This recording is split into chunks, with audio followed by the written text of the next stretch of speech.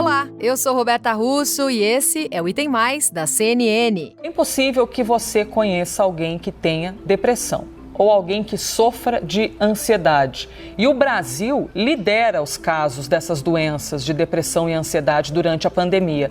É o que mostra uma pesquisa da Universidade de São Paulo que foi feita em 11 países. Essa situação de restrições durante a pandemia, isolamento social, que tanto ajudam, a conter o avanço da doença, da Covid, podem prejudicar a saúde mental. De acordo com dados levantados pela Organização Mundial da Saúde, a cada 40 segundos, uma pessoa no mundo tira a própria vida. Mesmo com esse levantamento tão preocupante, doenças como a depressão e a ansiedade ainda são vistas como tabu pela nossa sociedade. A saúde mental e emocional é permeada pela falta de informação. Em 2003, foi declarado no dia 10 de setembro o Dia Mundial de Prevenção ao Suicídio. Aí, por causa dessa data, em 2015, o Brasil criou a campanha Setembro Amarelo. É um mês para conscientização de um tema tão importante e também com o objetivo de dar espaço para a gente falar desse assunto que aflige muitas pessoas, não só no Brasil, mas no mundo todo. Com o passar do tempo, esse debate começou finalmente a ganhar mais fôlego.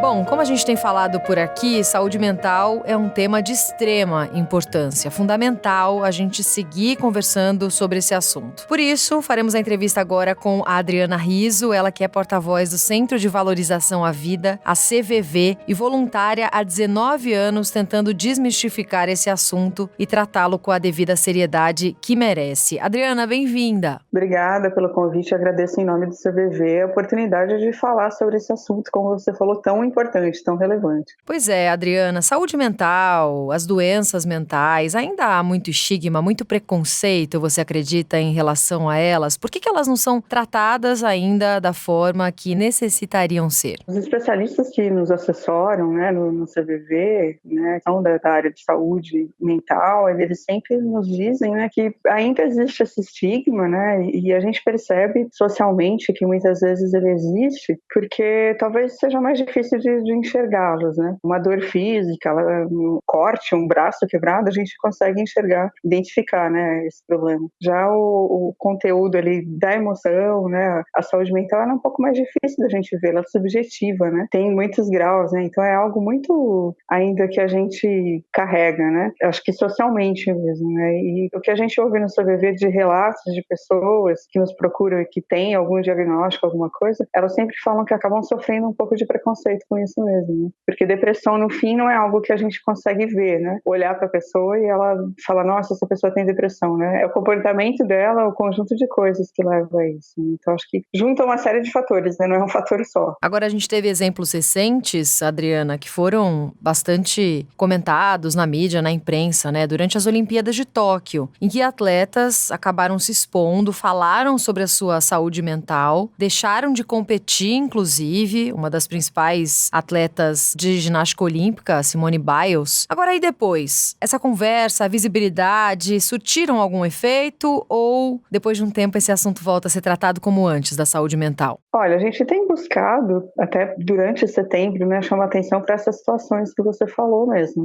Que às vezes pessoas muito famosas, como a Simone Biles mesmo, acabam, jogando uma luz aí sobre essa questão que pode ajudar muita gente. Vi relatos na internet que muita gente acabou procurando ajuda por conta disso, Então, a gente acredita que se a gente continuar falando, não só nessas épocas de setembro, mas o tempo todo, de que é importante a gente cuidar da saúde mental, da saúde emocional, a gente acredita que isso tende a mudar, Mas é um trabalho de formiguinha, acho que da rede toda, De todo mundo ajudar de alguma maneira a que esse tema não seja tabu, Que não seja jogado para baixo do tapete e que a gente possa falar sobre isso para que todo mundo possa cada vez mais buscar ajuda e que nós possamos oferecer ajuda também para as pessoas, Porque isso é muito importante. Todos nós, como pessoas, podemos ajudar. Você acredita que essa questão deveria ser tratada como parte de estratégia de saúde pública a partir do que a gente viu no Japão? Seria o ideal, né? A gente tivesse um olhar mais atento para essa questão da saúde mental, né? Porque é algo que existe, que está, né, no nosso dia a dia, que às vezes a gente não considera, como você mesmo falou, né? Precisa, às vezes, alguns ícones de determinadas áreas tratarem sobre esse assunto para deixar ele um pouco mais normal, né? Por conta da pandemia e do isolamento social, a gente também teve um agravamento, a gente sabe, do quadro da saúde mental no Brasil. Isso foi de alguma forma registrado pela CVV? Vocês tiveram essa percepção? A gente não teve um aumento grande, né, por conta especificamente da pandemia, né? Nosso aumento ele acaba acontecendo muitas vezes durante essa época do ano de setembro mesmo, onde a gente fica um pouco mais exposto, as pessoas acabam conhecendo mais que o CVV existe, que podem contar com ele, né? Mas não houve um aumento significativo, assim. Nosso aumento ele acabou acontecendo quando a gente teve o número de telefone gratuito implantado, né, que é o número 188, que é o número do CVV. Então, quando houve essa implantação em 2017, no Brasil todo, acabou tendo esse aumento, então a gente acredita que desde então há um aumento gradativo, mas não especificamente por conta da pandemia, não. Adriana, queria que você terminasse, portanto, dando um caminho, né? O telefone, o site da CVV, do Centro de Valorização à Vida, para quem está precisando de ajuda conseguir buscar. Isso, se você conhecer alguém ou se você sentir necessidade de conversar com alguém, você pode ligar para o fone 188, que funciona 24 horas no Brasil todo, ou acessar cvv.org.br para conversar por chat e por e-mail. A gente tem pessoas que têm facilidade para falar, outras têm facilidade para escrever. Então vocês podem entrar em contato dessas duas formas, que vai ter sempre um voluntário lá disponível para falar com vocês. Tá certo, Adriana, obrigada por essa conversa, pela entrevista aqui no Item Mais. Um bom trabalho para vocês por aí. Obrigada para vocês também.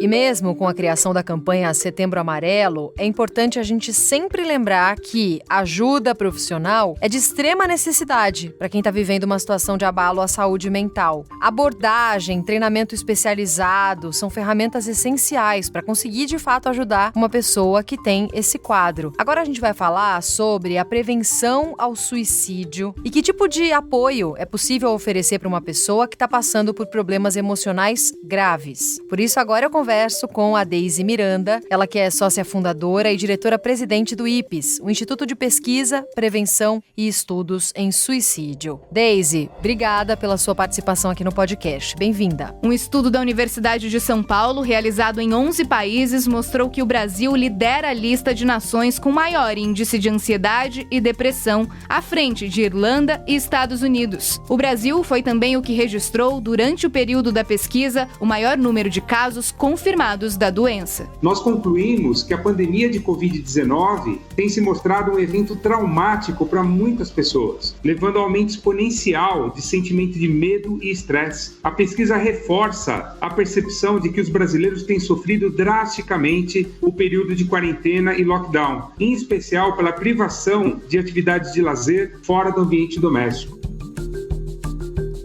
Para isso, a gente conversa a partir de agora com a Deise Miranda, que é sócia fundadora e diretora-presidente do IPES, o Instituto de Pesquisa, Prevenção e Estudos em Suicídio. Deise, muito obrigada por essa conversa tão importante aqui com a gente no Item Mais. Obrigada a você, querida. Deise, muitos filósofos, psiquiatras do século XIX, aí daria para a gente citar vários aqui, que são base de estudos para os avanços na área de saúde mental também, fizeram relações entre poder aquisitivo e a taxa de suicídio. Mais de 100 anos depois, essa relação ainda existe? Dá para a gente traçar algum paralelo?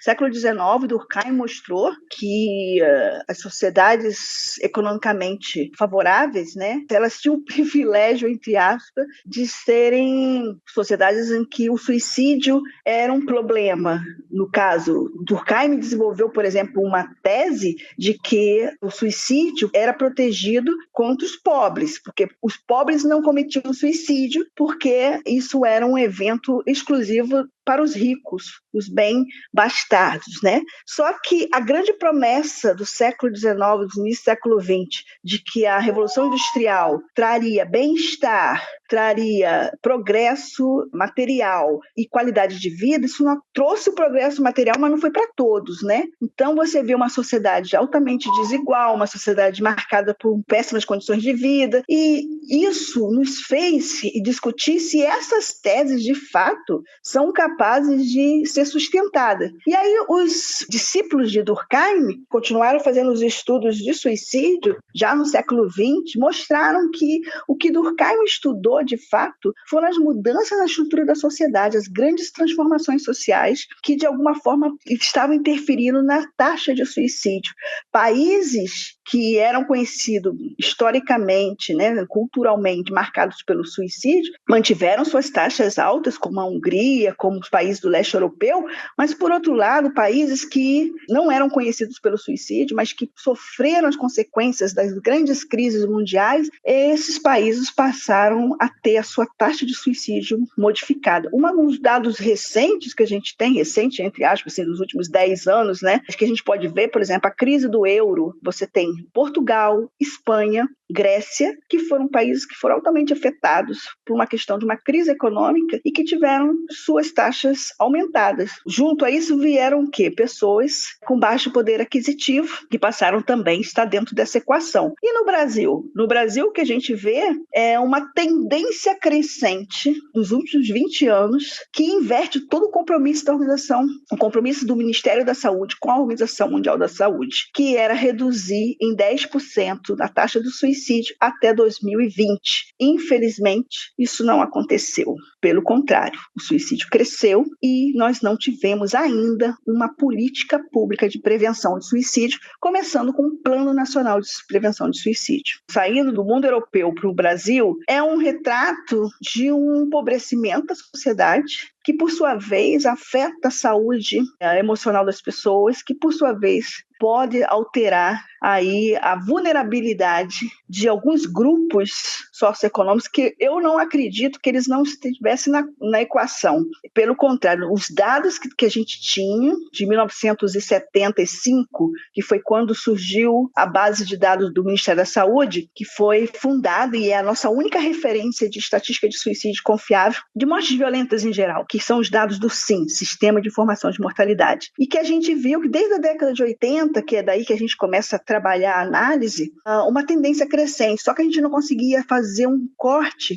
por uma questão de escolaridade, por uma questão socioeconômica. Por quê? Porque o dado não é muito confiável pelo fato do tema ser complexo. Então, só para entender, Deise, se a gente considerar esses estudos dos psiquiatras do século XIX, antes havia uma relação dos casos de suicídio em famílias mais, se a gente pegar um poder aquisitivo maior. E ao longo dos últimos séculos, a tendência é o contrário. As famílias com mais vulneráveis começaram a ter maior número de suicídios, certo? Isso. A gente passou a encontrar problemas de saúde mental. Quando você tem o dado aí eu falando no Brasil, tá? O dado de 2016, publicado em 2018 pelo Ministério de Saúde no Brasil. O que a gente aprendeu com esses dados? Que jovens negros morrem mais por suicídio do que jovens brancos. Quem são os jovens negros? Se a gente olhar a composição dessa população, a gente vai ver que são pessoas pobres, moradores de áreas vulneráveis. Então, a gente precisa de uma pesquisa para poder responder com mais confiança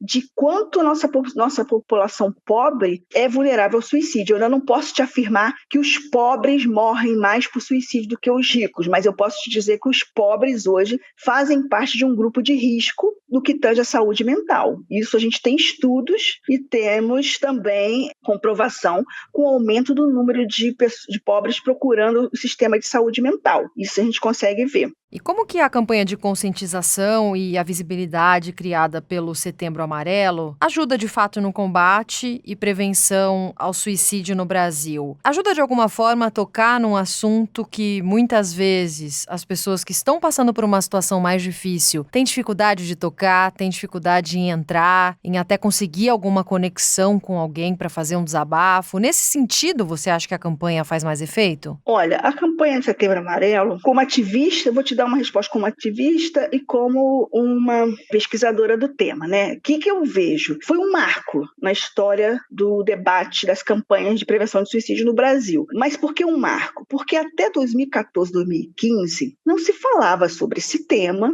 no Brasil. Foi com a iniciativa do CVV, Centro de Valorização da Vida, com o Ministério da Saúde e a Associação Brasileira de Psiquiatria, você vê aí uma iniciativa que tinha esse propósito que você acabou de falar, dar visibilidade e dar um espaço de fala sobre o tema, porque até então não se falava. De 2015 para cá, a campanha cresceu muito, você tem aí um número de pessoas envolvidas muito maior. Só que assim, o que o CVV faz há quase 60 anos, na minha opinião, é a contribuição no que tange à prevenção do suicídio, porque o CVV se coloca como uma instituição disponível para fazer um trabalho de escuta e acolhimento. Só que o CVV trabalhava no seu silêncio, quem vivia seu problema que busque o CVV. Hoje não, o CVV garantiu a sua representação, o seu reconhecimento, e eu acho que muito está ligado à campanha do Setembro Amarelo. Mas eu estou falando como uma ativista que está olhando aí, não existe estudo que veja o impacto da campanha do Setembro Amarelo na redução das taxas de suicídio. Pelo contrário, existe um debate agora na área de qual é realmente a importância do CVV no que tange à redução do suicídio.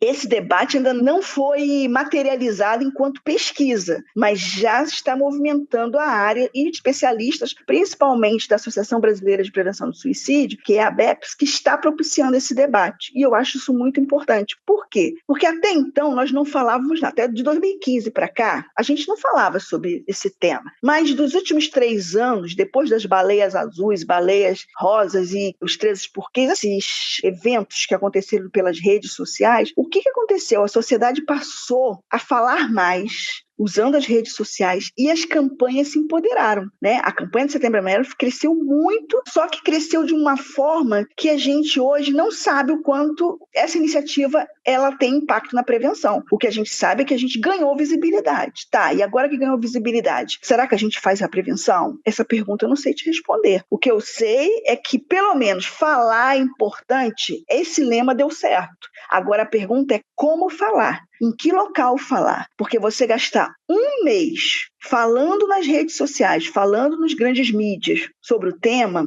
é importante, é uma grande oportunidade. Mas agora eu quero falar de como fazer a prevenção. Qual é a melhor forma de fazer a prevenção? E não simplesmente falar que setembro é o mês de prevenção do suicídio. Eu acho que esse papel já foi cumprido, entende? Nós conseguimos isso. Nós precisamos agora aprimorar as estratégias para saber se esta campanha, de fato, pode salvar vidas, que a gente não sabe. Deise, se alguém está ouvindo a gente, precisa de ajuda, qual que é o caminho e os profissionais para entrar em contato? Quais os canais mais eficazes, mais seguros para que uma pessoa consiga conversar com um profissional de fato sobre depressão, sobre saúde mental ou sobre estar pensando eventualmente até em cometer um suicídio? Primeiro, o tradicional e a referência é o CVV, né? Centro de Valorização da Vida, que é uma instituição de peso que acolhe pessoas que querem falar. Mas o CVV, ele não essencialmente atende pessoas que estão pensando em se matar. A maioria, mais de 50% a 60% das pessoas que procuram CVV, elas simplesmente querem falar.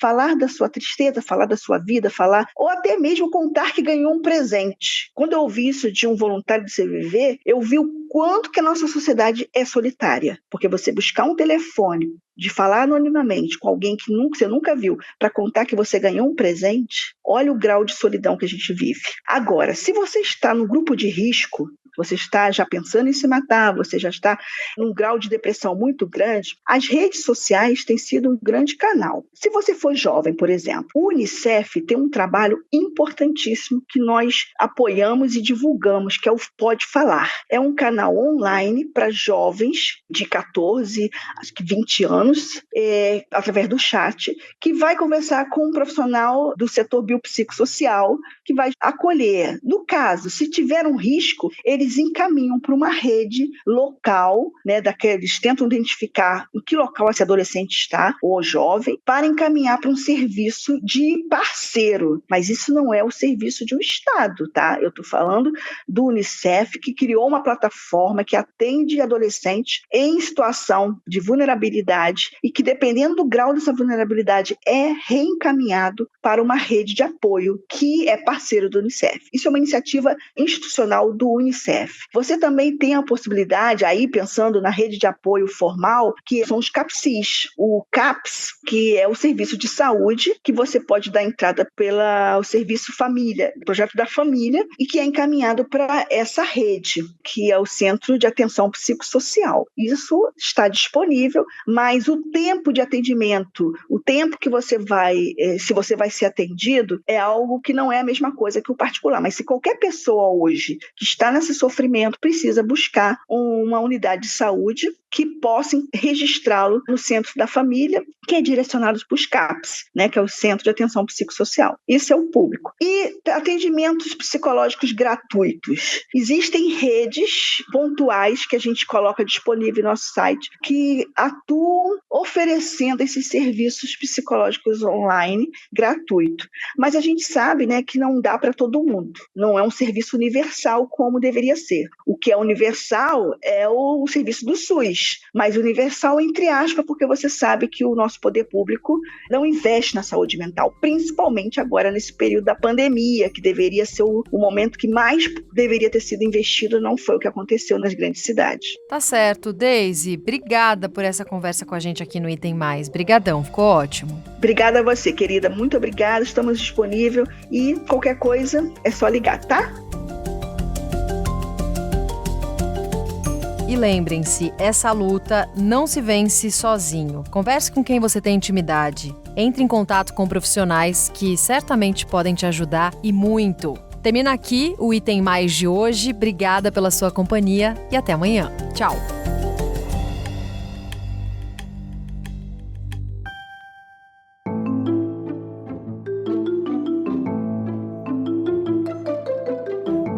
Com a apresentação de Roberta Russo, esse podcast foi produzido pela Maremoto para a CNN Brasil. Roteiro e pesquisa, Daniel Miller. Pauta e produção, Danilo Santana. Gravação, edição e sonorização, Nathan Kleiman. Coordenação geral, Paula Weinberg. Coordenação de produto, Verônica Schneider. Coordenação editorial, Diego Toledo. Direção de jornalismo digital, Daniel Tosi. Você também pode ouvir o Item Mais no site da CNN Brasil. E aproveite para conhecer os nossos outros programas de áudio. Acesse cnnbrasil.com.br/podcasts.